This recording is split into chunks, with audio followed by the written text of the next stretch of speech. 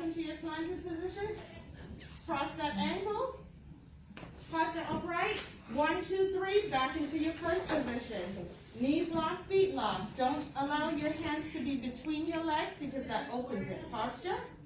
Okay? 1, 2, 3. Slanted position. Cross the ankles. Switch feet. Good. Good. Good. 1, 2, 3. Frontal position. Excellent.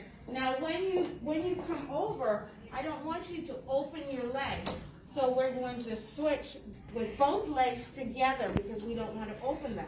So I'm going to ask you to go in your slanted position. 1, 2, 3, slant. Okay?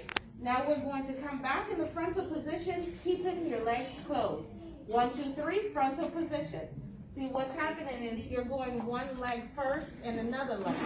So when you turn both legs together, cross your ankles, then when you turn again, both legs together, okay? Let's try that. 1, 2, 3, slant, switch legs, cross, good. Wow. Then, 1, 2, 3, okay, that's way better. Give my hand. Good job. Your posture is beautiful. You can stop.